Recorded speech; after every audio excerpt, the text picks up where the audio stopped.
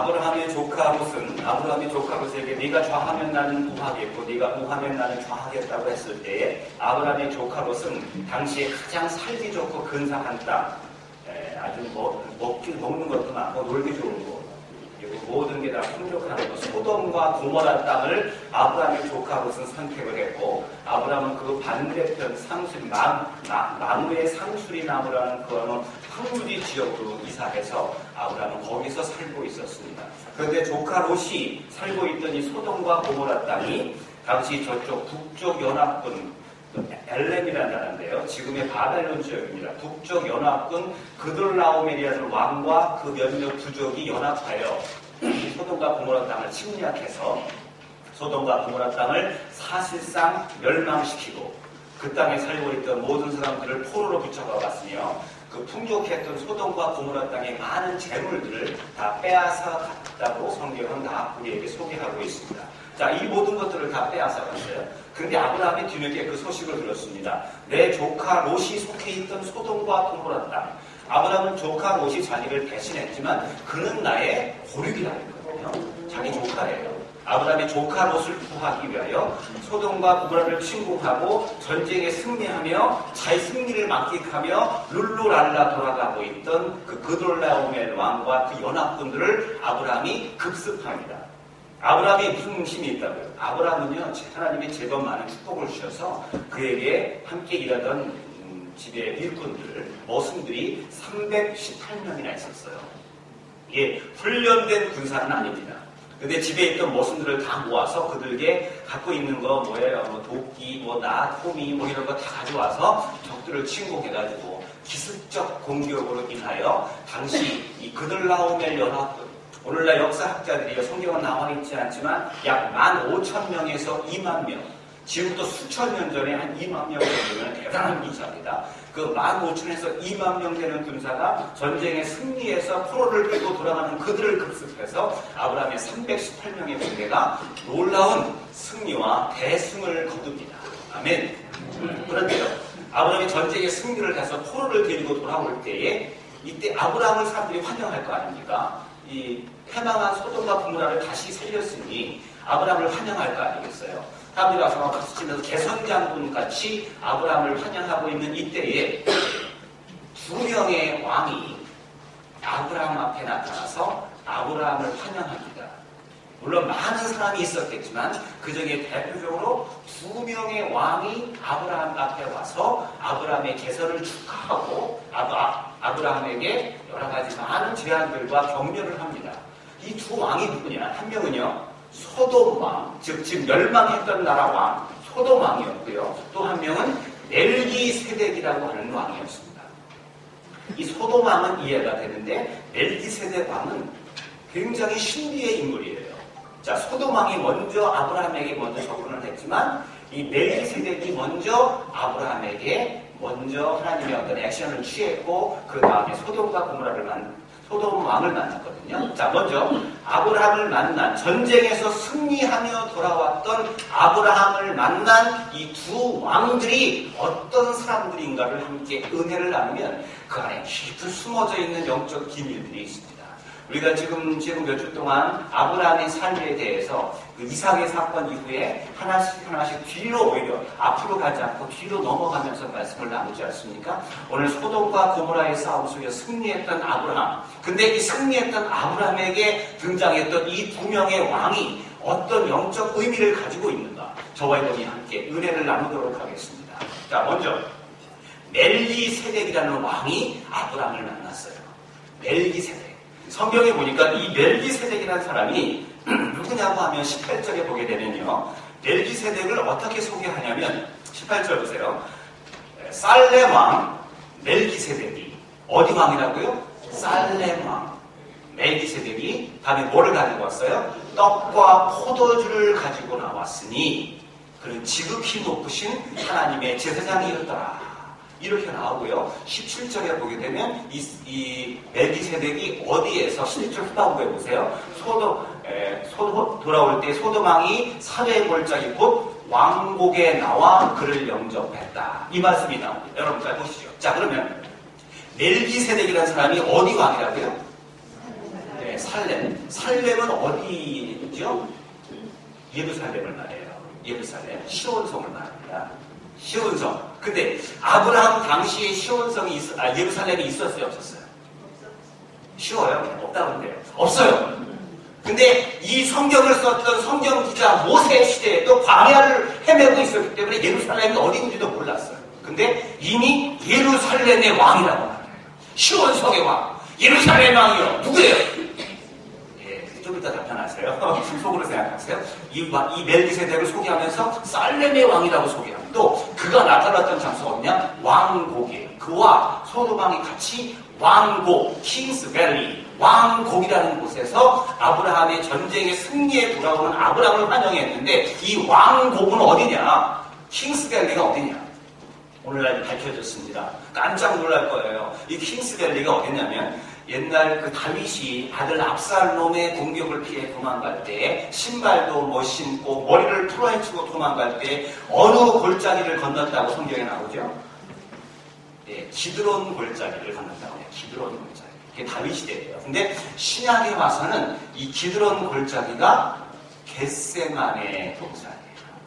겟세만의 동산. 여러분 예수님께서 어디서 기도하셨죠? 겟세만의 동산. 근데 이 왕국은요 겟세만의 동산의 한쪽 끝자락입니다. 즉 예루살렘 성에서 저쪽 끝에 있는 한 계곡에 있는 곳, 그것이 바로 왕국인데 그것이 바로 어디냐면 예수님이 십자가에 달려 돌아가신 곳 어디죠? 골고다. 아멘. 왕국이 골고다예요. 지금 거기서 이미 존재하지도 않는 예루살렘의 왕이 그 골고다에서 이 아브라함을 환영합니다. 그냥 환영한 게 아니고 그에게 뭐를 줍니까? 떡과 포도주를 주죠. 떡과 포도주. 여러분 우리가 성찬식 할 때 뭐 해요? 뭐 마셔요? 포도주. 막걸리 안 마시죠? 우리는 포도주 하잖아요. 포도주는 무엇을 상징합니까? 예수님의 십자가의 보혈을 상징하고 이 떡은 뭐예요? 우리의 비를 찢기신 예수님의 살을 의미합니다. 자 그러면 살렘의 존재하지 않는 살렘의 왕이요. 그 다음에 골고다에서 떡과 포도주를 주면서 아브라함을 격려하고 환영했던 이 멜기세덱은 누구입니까? 이 멜기세덱은 바로 이스라엘의 왕이요. 골고다의 언덕에서 자신의 살과 피를 깃고 뿌려서 우리를 구원하신 그분 예수 그리스도. 이 멜기세덱이 구약 성경에 나타난 바로 예수 그리스도. 이거는 신학적으로 프리인카네이션이라고 해요. 이 예수의 몸을 오시기 이전에 구약 성경에 나타난 예수, 더 엔젤 막 이런 것도 많이 나오지만 직접 그분의 이름을 멜기세덱이라고 이 성경은 표현하고 있고요. 단 한 번 나옵니다. 이 성경. 그 다음에 싹 사라져버려요. 호련히 왔다가 호련히 사라져버린 그분 멜기세덱.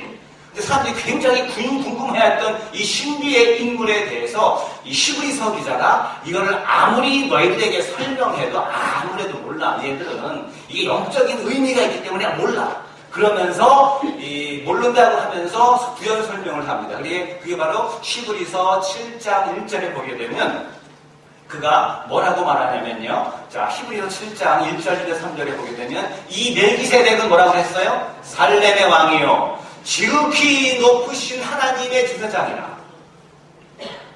여러분, 아론 계통의 제사장 말고 제사장이 딱 예배적인 제사장 2명이 있습니다. 한 명은 누구죠? 예수 그리스도. 또 한 명은 누구예요? 멜기세덱. 다 아론 계통의 라인인데 유일하게 이 2명만 하나님의 제사장이라고 표현하고 있습니다. 그런 다음에 여러 임금을 쳐서 죽이고 돌아오는 아브라함을 만나 뭘 했어요? 복을 빈 자라. 2절 말씀 계속 보겠습니다. 아브라함이 일체 10분의 1을 그에게 나눠주리라. 그 이름을 번역한 즉 이 멜기세덱의 이름이 뭐냐? 첫째, 의의 왕이요. 살렘의 왕이니 곧 평강의 왕이요. 신약성경 보니까 평강의 왕이요 자비의 하나님. 누구죠? 예수 그리스도. 자, 3절 계속 보겠습니다. 이 멜기세덱이 어떤 사람이냐면요. 아비도 없고, 애비도 없고, 천하에 이런 사람이 어딨냐고 이게. 족보도 없어요. 저희 집에 키우는 강아지 족보가 있거든요. 7대째 족보가 있어요. 쫙. 증조라고 그러면 챔피언 블러드라고 족보가. 집에 있는 강아지도 족보가 있는데요. 이스라엘 사람은 적어도 5개 조건을 이 사람들이 언급합니다. 누굽니까? 나는 누구입니다. 이 사람들 소개거든요. 근데 이 멜기세덱은요, 제사장님에도 불구하고 아비도 없고 어미도 없고 족보도 없고 시작한 날도, 태어난 날도 없고 끝날도 없어. 하나님의 아들과 뭐예요? 방불하여. very similar. 바로 그거예요. 바로 하나님의 아들과 방불하여 항상 제사장으로 있는 자. 누구죠? 예수 그리스도. 전쟁에 승리하여 돌아오던 이 아브라함에게 와서 그에게 하나님을 축복하며 하나님을 찬양하게 만들고 그에게 살과 피, 풍만찬을 주면서 이미 예수님의 살과 피가 찍히기 전에 아브라함에게 선험적인 성만찬의 사건을 주면서 하나님을 기억하게 만든 그 멜기세덱은 바로 예수 그리스도라는 거예요. 아멘. 그 이 멜기세덱인 예수 그리스도가 전쟁에 승리하면서 막 기뻐서 318명이 어떻게 15,000명, 2만 명을 이겨요. 기뻐서 막 승리의 도취에 오는 아브라함 일행에게 뭐라고 축복했느냐. 이 축복의 내용이 중요한 거예요. 예수 그리스도가 전쟁에 승리한 그들에게 뭐라고 그들에게 명령하고 뭐라고 그들에게 이 싸움의 본질을 설명하고 있는가. 본문 20절에 보게 되면 오늘 20절에 보게 되니까 너의 대적을 내 손에 붙이신 지극히 높으신 하나님을 찬송할지로다. 자 보세요. 이 전쟁은 누가 이긴 거예요? 승리자가 누구예요? 아브라함이죠. 예. 근데 이 전쟁을 네 손에 붙였다. 즉 이 전쟁을 너한테 붙여서 이 전쟁을 배후에서 조정하고 네가 이 전쟁의 승리를 갖게 하신 분이 있다는 거예요. 누구죠? 여호와 하나님. 하나님이 승리하게 한다는 거예요. 내 힘이 아니고 내 결술이 아니고 너의 노력이 아니고 너의 공로가 아니고 아멘. 이것이 아니고 하나님이 하셨다는 거예요. 내 손을 붙인 이 주체가 바로 하나님이에요. 내 전술과 너의 힘이 아닌 어떻게 15,000명, 2만 명을 318명이 이겨요. 어떻게 이길 수 있어요? 하나님이 함께 하셨기 때문에 이길 수 있다. 아브라함이 이거를 까먹지 않도록 정신 차리게 만드는 거예요. 지금 내가 한 게 아니야. 아브라함 전쟁에 승리하니까 기쁘지. 오늘 아까 광고 시간에 여러분 얼굴 활짝 폈더라고요. 왜 활짝 폈을까? 봄에서 핀 것인가요? 왜들 이렇게 다들 예쁘시는지 잘생기셨는지 얼굴에다가 성령 로션을 바르고 오셨는지 훤해요 다들. 근데 왜 이렇게 기쁘십니까? 예, 이 승리를 만끽하기 위해서 아브라함의 표정이 말해서 그랬을 거예요. 근데 여기서 멜기세덱이 아브라함이 나는 대단해, how great I am 하고 막 들어오는 아브라함에게 아브라함 내 대적을 내 손에 붙이신 여호와 하나님을 찬송할지로다. 내가 한 게 아니고 내가 이긴 게 아니고 하나님이 이 전쟁을 승리케 하셨어. 하나님이 함께 하셔서 그러니 네가 스스로 교만하거나 자만하지 않고 현실에 도취돼 있지 말고 그 하나님께만 영광을 돌려라. 아멘. 오늘 그거를 우리에게 주는 거예요. 오늘 우리도 그렇죠. 아주 판사가 우리 그런 표현을 썼는데 완승이라는 표현을 쓸 정도로 완벽하게 승리를 주셨는데요. 우리 다 수고했죠. 노력했죠. 그렇죠? 근데 누가 한 거예요? 에이, 솔직히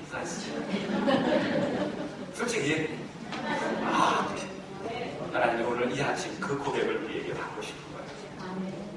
오늘 본문의 19절에 보게 되면 아까 이 멜기세덱이 아브라함에게 하나님을 뭐라고 소개하냐면 천지의 주제시요. 19절에서요. 천지의 주제시요 지극히 높으신 하나님이라고 했거든요. 지극히 높으신 하나님. 이걸 가지고 여러분 하나님에 대한 여러 이름이 있잖아요. 예전에 우리 기억나십니까? 전능하신 아브라함에 나타났던 전능하신 하나님을 가지고 뭐라고 했죠? 엘 샤다이. 우리 대단합니다. 그죠? 엘 샤다이. 그러면 치료하시는 하나님이 여호와 라파. 여러 가지 하나님에 대한 여러 가지의 그런 명칭이 있는데 이 지극히 높으신 하나님이라는 단어는요.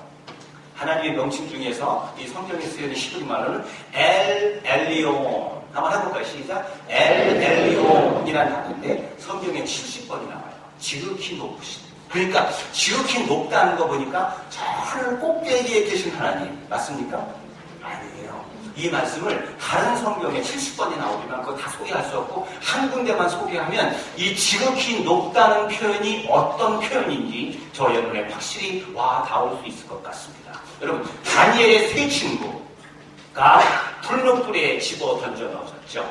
그가 우상에게 왕에게 우상에 절하지 않는다고 그가 누명을 쓰고 극렬한 풀무불에 던져지지 않았습니까? 그들이 풀무불에 던져졌는데 그들을 결박한 다음에 풀무불에 던졌는데 그들의 결박이 풀렸어요. 풀린 것뿐만이 아니고 왕이 그 풀무불을 타고 있는 걸 보니까 다니엘의 세 친구가 거기서 걸어 나오고 있어요. 근데 세 명이 아니야. 또 한 명이 있어요. 그랬더니 그들이 죽을 줄 알고 지켜보고 있던 이 느부갓네살 왕이 깜짝 놀랍니다. 그러면서 느부갓네살이 26절 보세요. 극렬히 타는 풀로 아구 가까이 가서 불러오는데 지극히 높으신 하나님, 이게 뭐지 아까? 엘리온의 하나님, 그들의 종 사드락 메삭 아벤느고야 나와서 이리로 오라. 이방 왕을 통해 고백받는 게 뭐냐요? 엘리온의 하나님이에요. 지극히 높으신 하나님. 이게 무엇을 표현하느냐? 내가 너희들을 풀무불에 던졌거든. 너희들을 죽음 가운데 던졌거든. 너희들을 고통 가운데 던졌거든. 너희들 전쟁과 폭풍 가운데 던졌거든. 근데 너희들 살아남은 이유는 뭐예요? 지금 너희와 함께 하시는 분이 있다는 거예요. 너희들을 지키시고 너희들을 보호하시고 너희와 함께 하셔서 이 폭풍 가운데에, 이 전쟁 가운데에, 이 고난 가운데에 너희와 함께 하시는 그분이 있다는 거예요. 아브라함, 네가 전쟁에 승리했어? 이 전쟁 가운데 그 엘리온의 하나님, 네가 이 전쟁에서 승리할 수 있었던 것은 너와 뭐예요? 함께하며 너와 동행하며 너를 보호하시고 그 엘리온의 하나님 때문에 네가 이 폭풍과 전쟁 가운데 승리할 수 있었어. 그 엘리온의 하나님을 아브라함에게 멜기세덱이 소개하고 있습니다. 여러분, 우리를 구원하시고 도우시는 그 하나님, 엘리온의 하나님, 이 지극히 크신 하나님을 우리 찬양합시다. 그동안 알고 보니까 우리의 기도에 외면하는 것 같으셨고 침묵하시는 것 같았고 우리의 눈물이 무의미하게 땅에 떨어지는 것 같았고 우리의 이 부르짖음이 공허한 메아리가 되어서 우리 마음속에 다시 메아리쳐 돌고 그냥 아무런 의미도 없이 그냥 공허한 메아리가 되어버리는지 알았는데 알고 보니까 그 엘리온의 하나님이 우리의 고난 가운데, 우리의 고통 가운데에, 우리의 눈물 가운데에, 우리의 몸부림 가운데에 동참하시고 함께 하셨군요. 하나님을 찬양합시다. 자, 이렇게 아브라함의 포커스를 딱 맞춰줘요. 핀트가 어긋나려고 했던 아브라함의 마음을 딱 잡아줍니다. 멜기세덱.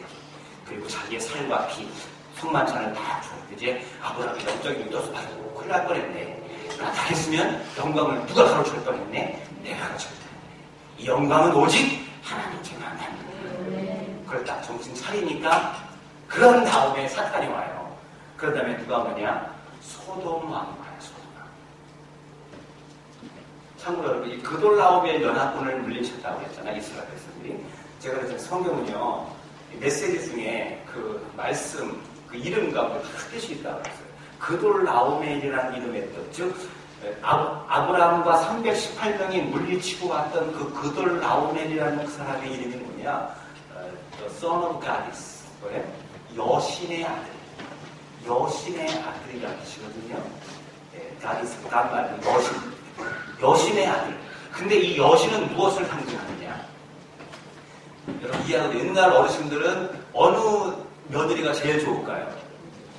날씬하고 이렇게 얇은 여자가 이걸 좋아해요? 아니면 붕붕하고 애기 잘 낳는 며느리를 좋아해요? 지금 말고 지금 아니죠. 옛날에 어떻게 했어요? 붕붕하고 순풍 잘 낳는 며느리를 최고했잖아요. 이 여신은 무엇을 상징하냐면 풍요의 상징이요, 풍만의 상징이요, 다심의 상징이요, 다른 말로 해 물질의 상징이에요. 만몬신의 아들. 돈에 환장한 너,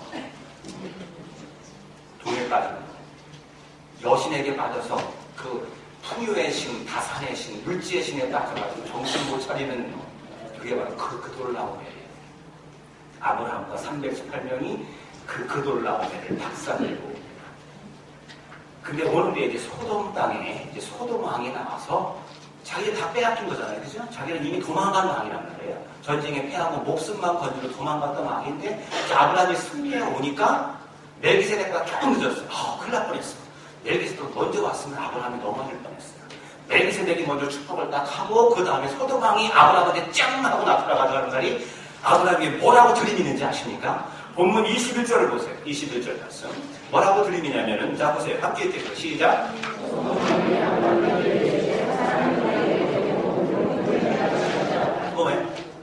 이게 무엇을 하는 거야? 사람은 내게 보내고 물품은 네가 취하라. 즉 소돔 왕이 아브라함을 전쟁에 파견한 왕이 아니거든요. 자기가 이미 패해가지고 산속에 숨어갔던 왕인데 아브라함이 승리했다는 이유 하나로 가가지고 박수치면서 환영하면서 하는 거예요. 수고했다. 사람들은 다 나한테 주고 수고했으니까 전리품은 너가 가져. 이거를요. 이 소돔 왕이 이 사람들과 이 모든 것들, 이 전쟁을 누가 주최하고 누가 이긴 걸로 찾아가는 거예요? 자기 것이냐 착각하고 있고요. 자기가 이긴 걸로 알고 있어요, 지금. 알고 있는 게 아니고 아브라함을 교모하게 속이는 겁니다. 이 소돔 왕은요, 바로 마귀를 상징하거든요. 마귀를 항상 자기가 영광 받으려고 해요. 영광은 어디 누구한테? 하나님께 영광 돌려야 되는데 영광을 자기가 받으려고 해요. 영광을 빼앗으려고 해요. 마귀는 이미 패잔병이에요. 소돔왕은 패잔병이잖아요. 마귀는 언제 패했어요? 예수님의 십자가의 골고다 사건으로 그분이 우리의 모든 죄를 십자가에 달려 죽으심으로 말미암아 마귀는 패했어요. 마귀는 뭐예요? 패잔병이란 말이에요. 도망가는 주제에 종주 여러분 마귀가 유혹합니까? 예수 이름 불러가 찌어라. 그런 다음에 뒤에 한마디 또 중얼거리있어요. 패잔병 주제에 마귀가 공격합니다. 예수를 물러갈지어다. 패잔병 주제에 우리가 이렇게 만나는 거예요. 패잔병이란 말이에요. 패잔병 주제에 자기가 하나님 영광을 독식하려고 해요. 하나님 영광을 가르치려고 해요. 그리고 아브라함에게 뭐냐? 이 영광은 지극히 높으신 하나님께 돌리지 말고 너랑 나랑 같이 쉐어하자. 우리끼리 나누자. 우리끼리 자축하고 우리끼리 파티하고 우리끼리 격려하고 우리끼리 힘내면서 우리끼리 이 모든 거 영광받자. 이게 바로 소돔 왕이 우리에게 요구하는 그의 강렬한 나쁜 계획입니다. 여러분 여기에 대해서 아브라함이 아까 이전에 소돔 왕을 만나기 전에 누구 만났다 그랬죠? 멜기세덱을 만났다 그랬죠. 그러니까 이 소돔 왕의 공격에 대해서 이 유혹에 대해서 아브라함의 반응은 참 기가 막혀요. 아브라함이 뭐라고 그러냐면 내가 23절에 신발끈 하나도 취하지 않겠다. 내가 23절 보세요. 우리 다 함께 시작. 내 말이 내가 아브라함으로 시부게 하였다 할까 하여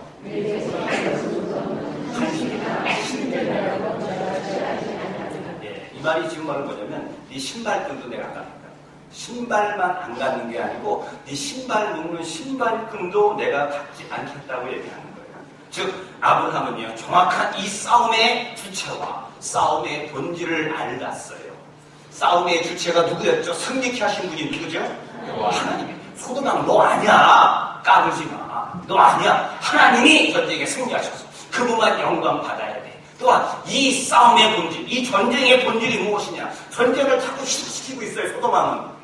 전쟁의 본질이 뭐예요? 이 싸움의 본질을 희석시키고 있는 소돔왕에게 이 아브라함은 뭐라고 말하는 싸움의 본질을 희석시키지 마. 내가 부자 되려고 이 싸움 한지 아니? 내가 높아지려고 이 싸움 한지 아니? 나는 단순히 내 몸부림치며 할 수밖에 없는 내 조카를 구하기 위해서 이 싸움을 시작한 거야. 정확히 이 싸움의 본질을 아브라함이 파악했어요. 여러분들 지난 1년 반에 많은 교회의 여러 가지 갈등과 싸움 속에서 싸움이라는 표현이 이상하세요? 투쟁 속에서 더 이상하네. 여러분 이해하시 1년 반 동안 어쨌든 막 스트럭을 해왔잖아요. 그동안 여러분 해온 것 중에서 여러분의 이 싸움의 본질이 무엇입니까? 그러나 우리 비대위나 설명을 통해 항상 그런 얘기 하시더군요. 이 싸움의 본질이 뭐였어요? 이번 싸움을 통해 여러분 좀 뭔가 한몫 챙기려고 하신 겁니까? 아니면 여러분 이번 싸움 속에서 열심히 하다 보면 높여지니까 공명심이 생겨요? 이 싸움의 본질이 뭐였냐고요? 본질을 잊어버리지. 지금 헷갈리고 있는 거야, 갑자기. 왜 싸웠지? 한참 하다가, 내가 이걸 이러봤지? 그거 똑같잖아. 이 싸움의 본질이 뭐냐면, 아브라함은 이 싸움의 본질이 아브라함은 조카 롯, 죽을 수밖에 없는 조카 롯을 구하기 위해서 온 거예요. 우리가 이 지난 1년간에 이 힘들면서 어렵게 싸워온 이유는 무엇이에요?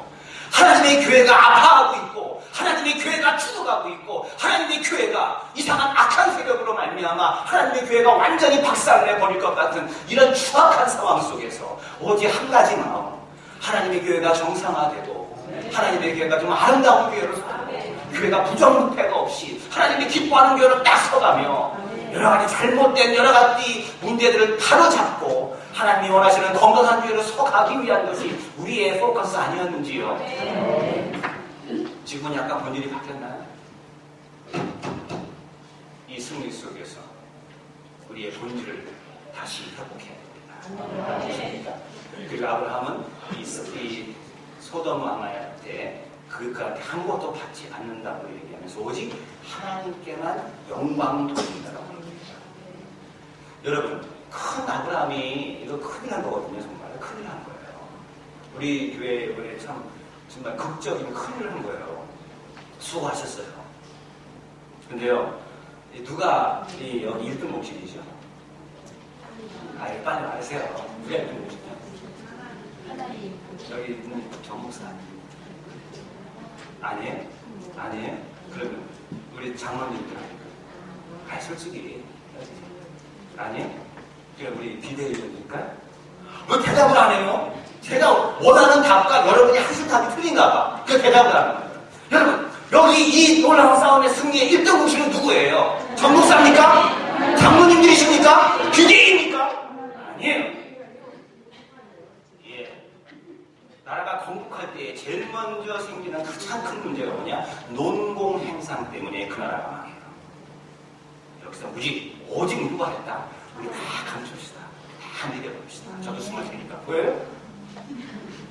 오직 누가 하셨다? 하나님이셨다. 이 고백이 있을 때에 하나님이 기뻐하시면서 비로소 하나님이 이 아브라함에게 더 놀라운 축복을 주셔요. 우리는 오늘 14장까지만 읽었는데 아브라함이 14장이 끝난다면서 두려워요. 적들이 도망가다가 정신 차리고 318명밖에 안 되네 하고 다시 공격하면 아브라함이 죽는단 말이에요. 두렵고 떨고 있어요. 이때 하나님이 아브라함에게 나타나셔서 이 오직 영광을 하나님께만 돌리고 있는 아브라함에게 나타나셔서 뭐라고 하나님이 축복하시며 고백하시냐면 15장 1절에 하나님께서 이런 고백을 아브라함에게 해주십니다. 자, 15장 1절 한번 써주세요. 예. 이후가 언제죠?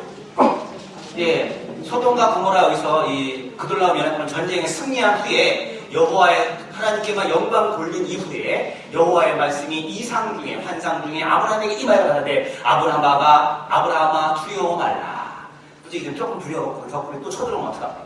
아브라함 뭐예요? 두려워 말라. 나는 너의 방패요.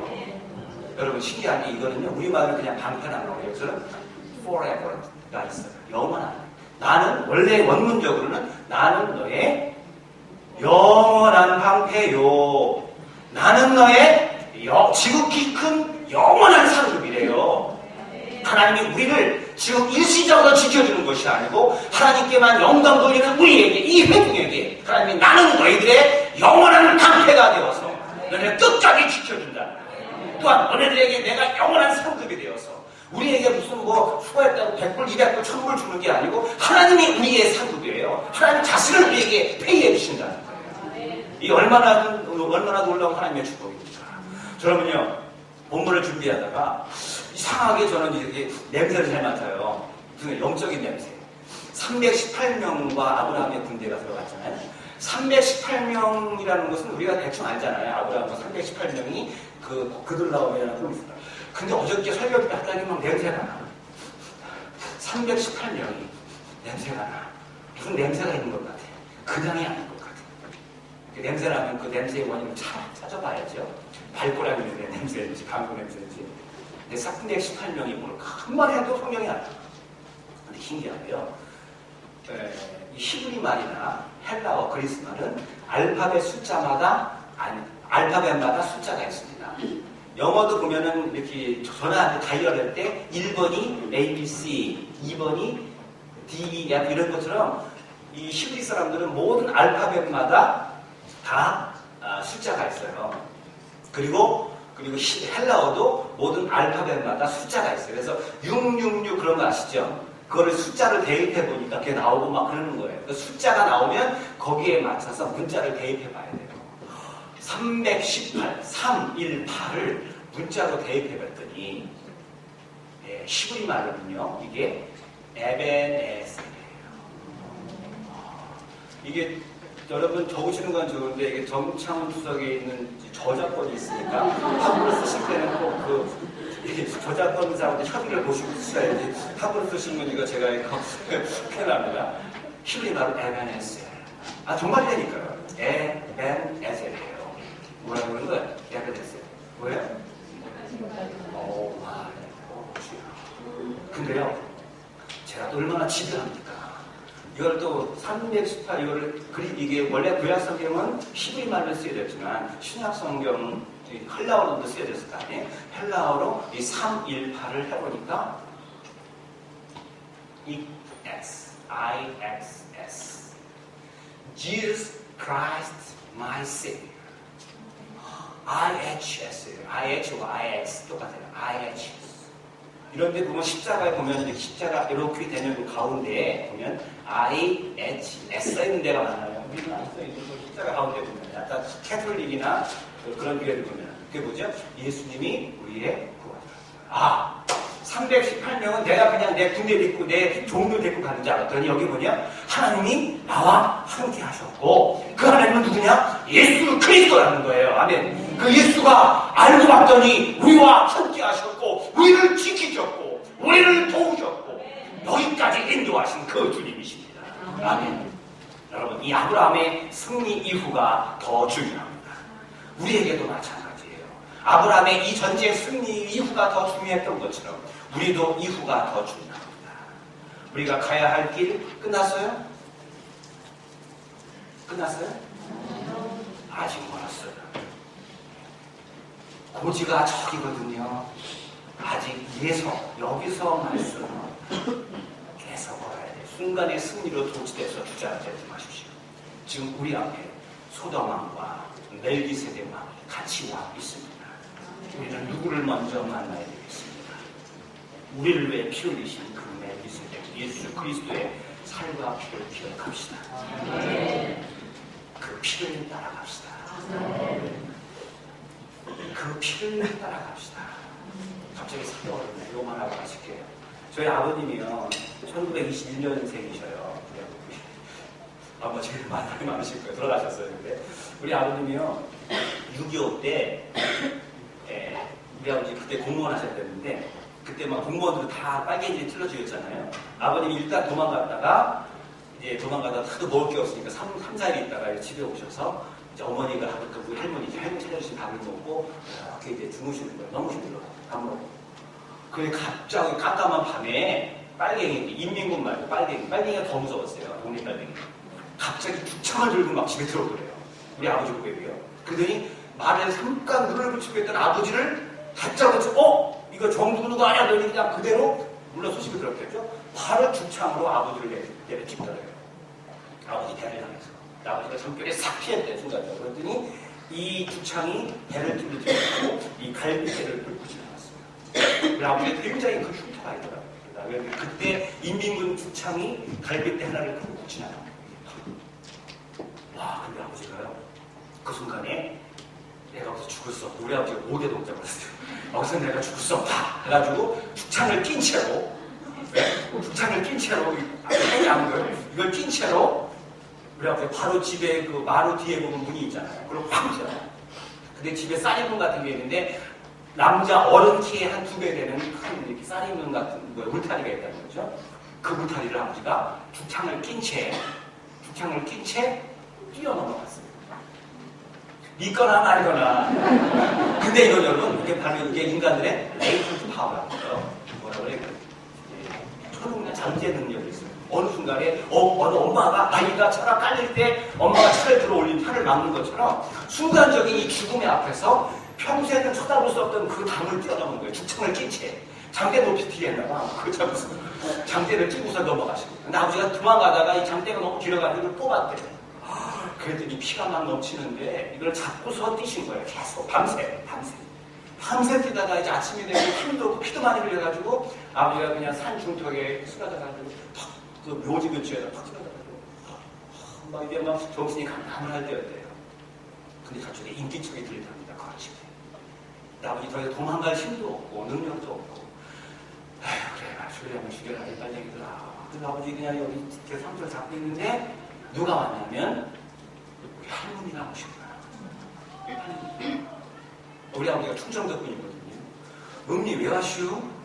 음니 어떻게 왔슈? 그래서 할머니가 아버지한테 뭐라 그러냐면 나 그때 아버지가 저한테 하신 말씀 얼마나 제가 그때 신학교 때 감동이 받았는데 아버지가 음니 어떻게 왔슈? 어떻게 왔슈? 그러니까 그 할머니가 그 길을 쪼그랬더니 할머니가 허리 굽은 할머니가 뭐라고 그랬냐면 야 애미가 아들의 피냄새를 못 맡으면 그게 애미냐? 아버지는 피를 흘리고 왔는데요. 빨갱이들은 찔러고서 그냥 도망가나 보다 찾다 그냥 와버린 건데 할머니는 뭐예요? 아들의 핏자국 뚝뚝뚝뚝 흘려가는 아들의 핏자국 그 피냄새 맡고 먼 길을 아들이 숨어있는 곳까지 찾아옵니다. 그래서 이 핏자국 따라왔지. 언니 어떻게 왔슈? 이 핏자국 따라왔지. 갑자기 이건 이제 준비된 생각 아니에요. 딱 떠오르는 거예요. 그때 아버지가 눈을 뚝뚝거리고 또 돌아가시기 전인데 근데 저는 그걸 하나님과 예치가 되네요. 이 사람이 하나님이 너네들 묻히기 왔냐? 사투리 안 쓰시겠어요. 그런 거라고 해요. 하나님 묻히기 왔냐면요 지가요 예수님의 피냄새 맡고 핏자국 따라 오다니 여기까지 왔네요. 어떻게 아들의 피냄새를 못 맡는 게 크리스찬이라고 말합니까? 우리 이제 아들의 핏자국 따라갑시다. 제가 한번 물어볼게요. 한번 해봅시다. 묻히기 마시오. 시작. 이 학습 효과가 별로 안 좋네. 제가 묻히기 마시오라고 아들의 핏자국 따라가시오. 그러면 됩니다. 충청도 버전이에요. 묻히기 마시오.